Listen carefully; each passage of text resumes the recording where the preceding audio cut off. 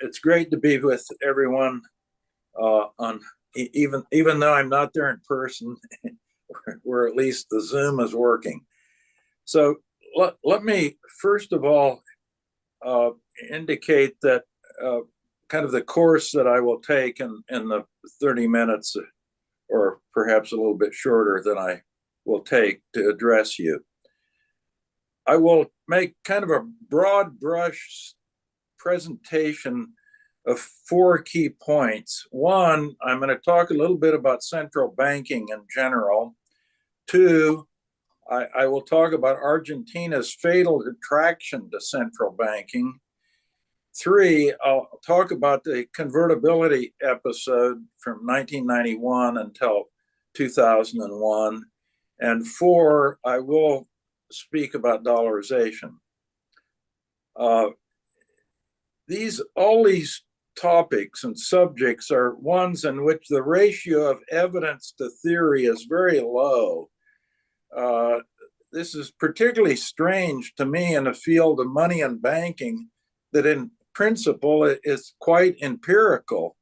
But in fact, we end up with many discussions, what Nobelist Ronald Coase called blackboard economics. A lot of hypothetical, a lot of theory, and very little evidence and to substantiate the discussion. When it comes to central banking versus alternative arrangements, the nirvana approach is usually employed. And what I mean by that, this nirvana approach, Professor Harold Demsetz was the one who put his finger on this long ago. And that is, central banks are always presented on the blackboard as if they're running with absolute perfection in an ideal setting. Whereas if they're compared to any alternatives, the alternatives are always operating imperfectly and as they do actually in the real world. Nothing in the real world operates perfectly. But the nirvana approach, blackboard economics, little evidence, a lot of theory, a lot of hypothetical. This is what we face in these discussions on the topics that we'll be addressing today. As far as I'm concerned, I've now spent about 35 years studying and being involved in implementing alternatives to central banking, one being currency boards and the other dollarization. And I find that the arguments in opposition to either dollarization or currency board systems, alternatives to central banking, are either invalid, unimportant, or irrelevant. And they fall into my Hanke's 95% rule. 95% of what you read on these topics is either wrong or irrelevant. Now, let me make a few remarks on my first point, and that is central banking. Most people don't recall that central banking is actually a relatively new institution. In 1900, there were only 18 central banks in the world. By 1940, they'd grown to 40, including the BCRA, which was founded in 1935, as you'll recall.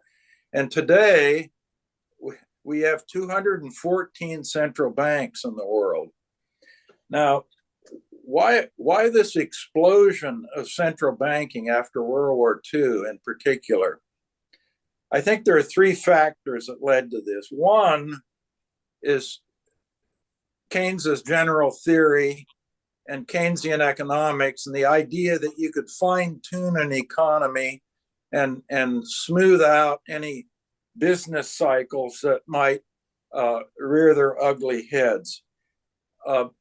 Again, this gets into a little bit the blackboard economics. According to the textbooks, you can fine tune with perfection and smooth things out very well by employing discretionary monetary, with central banks, monetary policies, and discretionary fiscal policies. So that was one thing that came, Keynes. The second thing that came is that at the end of the Second World War, there were almost 70 currency boards in the world, and most of those currency boards were located in countries that were, or territories that were colonial. And with the end of World War II, independence began, and all the newly independent countries were very inclined to dump any colonial institutions. And one of those colonial institutions happened to be the currency board systems that were operating. The third thing is the fact that we had the Bretton Woods arrangements that were spawned after the Second World War, and these included the establishment of the IMF and the World Bank. And of course, at the World Bank and IMF, you needed jobs for the boys. And what better place to start than to establish a lot of new central banks in newly independent countries where they didn't have the technical expertise to even run a central bank. So they needed a lot of help from the newly formed institutions in Washington, D.C. So those were kind of the three things that led to the elimination of, in fact, a lot of currency boards and the institution of an establishment of central banks. Now, in principle, this is quite interesting because if we, let me just quote Sir John Hicks, who's a Nobel laureate in economics, of course, and a high priest of economic theory. He put it this way when he was talking about central banking, and I'm quoting. Hicks said, on strict Ricardian principles, there should have been no need for central banks.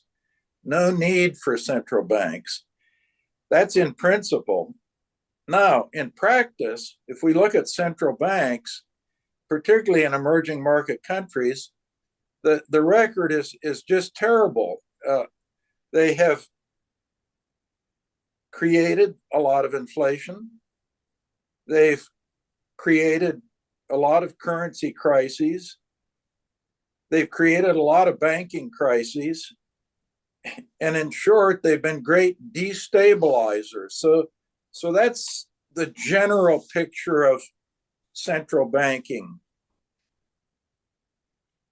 versus, by the way, the alternative arrangements. The alternative arrangements, you have lower inflation, lower budget deficits, fewer banking crises, fewer currency crises, and a great deal more stability when you look at the alternatives, such as either currency boards or dollarization. Now let's jump to Argentina. And if we look at Argentina, it really validates Hanke's schoolboy theory of history. That is, it's just one damn thing after another. Let's talk about crises. The major crises in Argentina: 1876, 1890, 1952, 1958, 1967, 1975, 1985, 1989, 2001, and the clock is still running. You're right in the middle of a big crisis at present in Argentina. If we look at recessions, more specifically, from 1950 to 2023, you've had 16 years where the economy has been in a full-blown recession. GDP per capita. Today, GDP per capita is probably about where it was in 1974 in Argentina. Debt. Argentina is one of the biggest deadbeat countries in the world. There have been 3 sovereign defaults just since 2000. Recidivism. Since 1956, when Argentina joined the IMF, it's had 22 IMF programs. I would argue that none of those have been successful.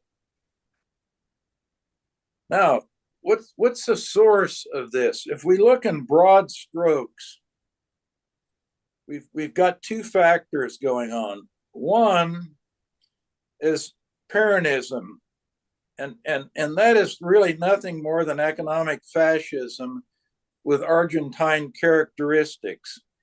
The best article on this actually is by Wilhelm Röpke.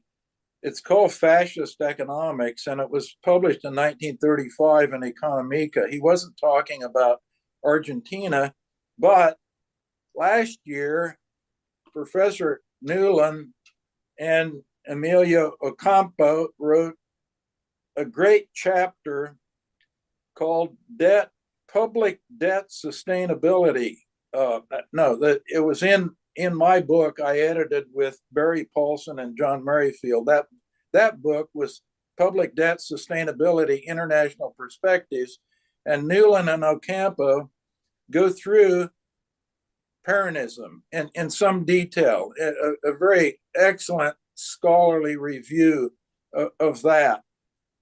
The second aspect of that is also brought up in a chapter in that same book on fiscal and monetary anomie written by Ocampo. So you have Peronism and this anomie in Argentina. Now, anomie, just to remind you, fiscal and monetary anomie means that whatever the statutory laws are, or even the constitutional laws, they just aren't followed. I mean, if there's a law in Argentina, people just don't follow it. They just do their own thing. And that comes in and is wedded with Peronism. That is part of the general system in broad strokes. Let's move to the specific problem in Argentina, and that is the BCRA, the central bank. And the central bank has discretion. It uses it with reckless abandon. And as a result of that, there's no hard budget constraint on the fiscal system. So the only way there are two ways you get a hard budget constraint in the fiscal system. One is to remove the monetary discretion and the ability to monetize deficits that are produced by the fiscal system.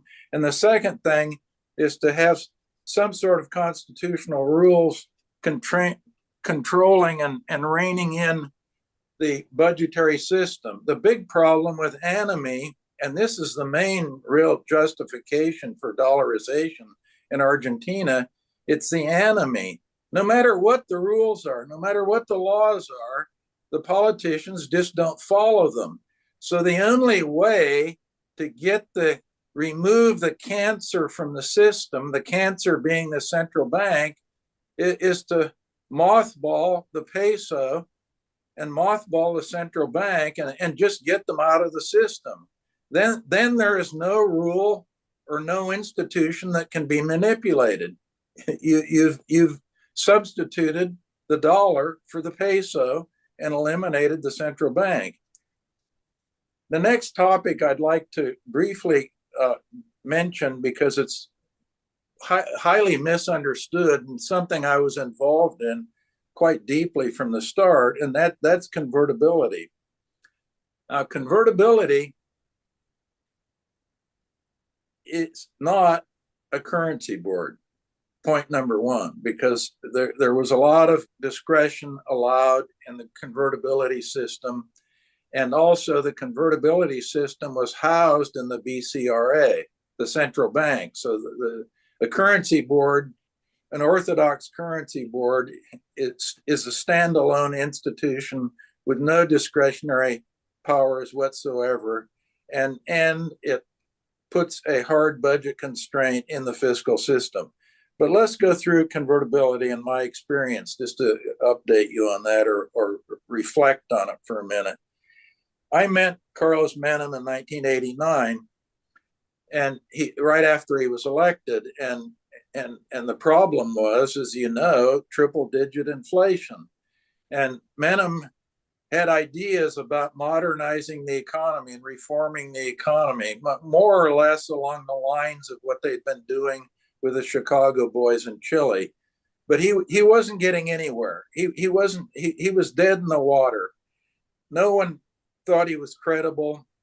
No one thought he was going to accomplish anything. And he asked me what I thought should be done, and I said the first thing he has to do is kill inflation. I said, and that would give him credibility.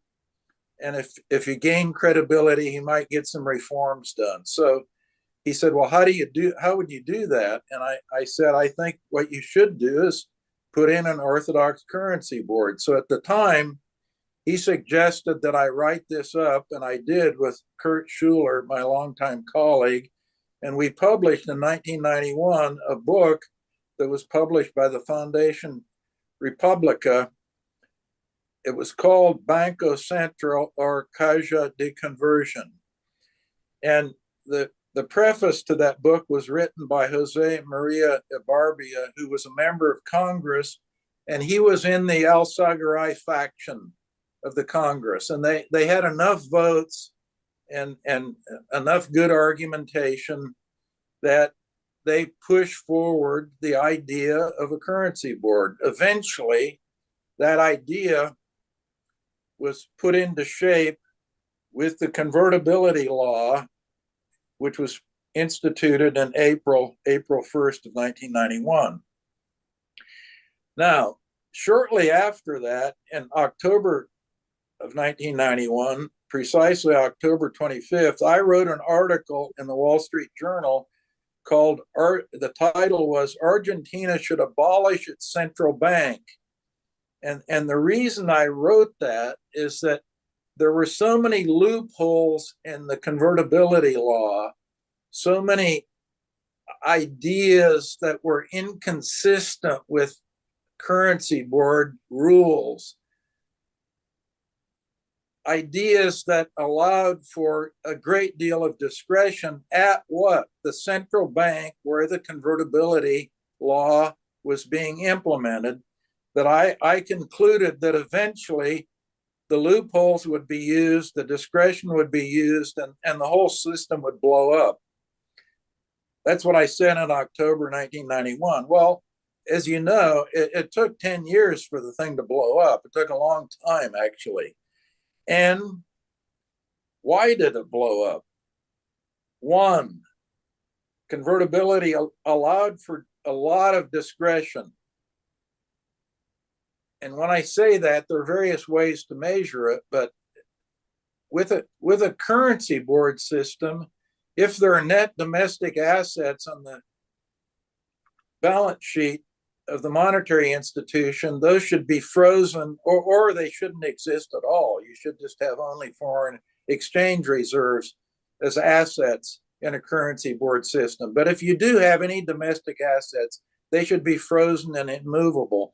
It turns out that the net domestic assets on the BCR's balance sheet in 1990, particularly after 1995, were moving around wildly. From 1995 until the time the convertibility system was abandoned, the net domestic assets on the BCRA's balance sheet were 6 times more volatile than they were in the central bank of Chile, and Chile was operating with a managed floating exchange rate. Now, what was going on? There was a lot of sterilization and neutralization going on at the BCRA during all the convertibility period. So that is one thing. The convertibility law itself allowed for this discretion. That's one point. The second point is that there was a lot of enemy going on. The convertibility rules were actually not being followed. The loopholes weren't big enough for the politicians involved, so they were breaking out of the loopholes and breaking the convertibility law. And then the last thing, which most people don't actually realize, is that the dagger in the heart of convertibility was actually rendered in November of 2001 by the IMF, because Horst Kohler and Ann Kruger at the IMF pulled the plug on disbursements of $1.3 billion in November of 2001 to Argentina, and that was the end. And they pulled the plug even though Argentina had been meeting its conditionality requirements. So Argentina was actually meeting the conditionality, and the IMF decided to pull the plug anyway. And that was the end of the system. Now, as far as my assessment of the actual performance of convertibility, and this is contrary to virtually all the narrative in the history about it, which the narrative is utter rubbish and not based on any facts whatsoever or distortions of facts. The performance of convertibility was pretty good. Relative performance was pretty good. Argentina had 10 pretty good years under the convertibility system. So let us move now to today in Argentina. And Carlos Newland had mentioned that I do measure the inflation rate every day. I just measured it today. Today, the inflation rate in Argentina is 244% per year. The official rate is 138.3%. So my measure, it's soaring above the official measure, and next month's official measure will certainly be higher than this month's. 2023, of course, is going to end up with one of those recession years with a negative growth of the IMF claims at about 2.5%. M3, the broad measure of money, is growing at 115% year over year, 115% year over year. Now, Hanke's golden growth rate, using the quantity theory of money and the equation of exchange, if you solve for that with the right numbers and use the inflation target of 5% in Argentina, that is the inflation target, by the way. The inflation target in Argentina is 5% annual inflation. I'm measuring at 244%. And what should the golden growth rate be? Hanke's golden growth rate should be about 10.5%. The BCRA should be growing the money supply, M3, at about 10.5% if they wanted to hit an inflation target of 5%. They're growing at 11 times faster than the golden growth rate. Now, let us jump to the end, and that is the hard budget constraint. Given enemy, it's time to mothball the peso and the BCR and put them in museums. Dollarization is both desirable and it's feasible. And in this case, I'm talking about somebody with some experience with this. I was the one who designed the dollarization program in Montenegro in 1999, where we replaced the hyperinflating Yugoslav dinar with the Deutschmark. I was involved in implementing the Ecuadorian dollarization in 2001 when I was an advisor to the Minister of Economy, and also the dollarization in Zimbabwe, which lasted from 2009 to 2011. All these were done in very different circumstances. They all were successful, however, and led to huge confidence shocks. I might remark about Ecuador, since there's been a lot of talk and focus on Ecuador's dollarization in Argentina in the run-up to these presidential elections. The Sucre had plunged to 26,000 to 28,000, and President Mawad came on TV and he said, we're going to dollarize and the exchange rate's going to be 25,000.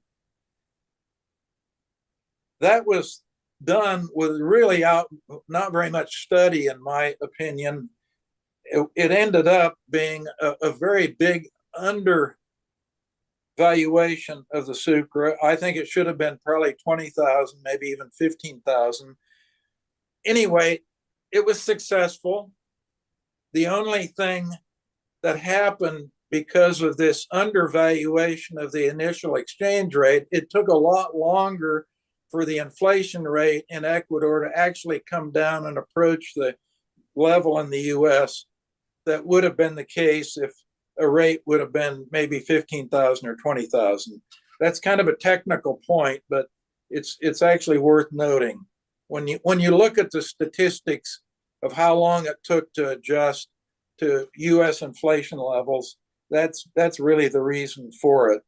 The other thing I would like to remark about is that you had a president who came in, President Correa, and he was an adamant foe of dollarization, and he did every trick in the book to try to get around the hard budget constraint imposed by dollarization.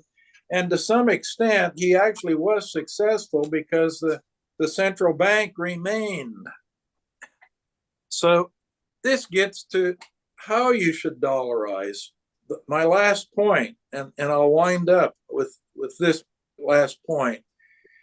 Number one, the hard budget constraint is obviously put in with the dollarization and the monetary authorities taken out of the picture.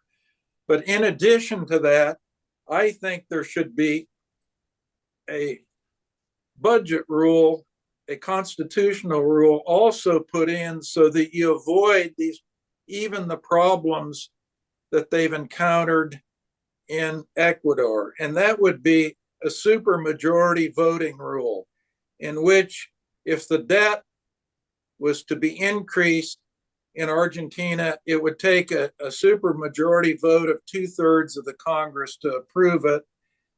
Also included in that supermajority voting, if there were any new taxes or changes in the tax base for existing taxes, those would also require a supermajority vote of 2/3 of the Congress. So with that, Carlos, I have come to the conclusion of my opening remarks and overview on central banking in Argentina, dollarization, and budget constraints.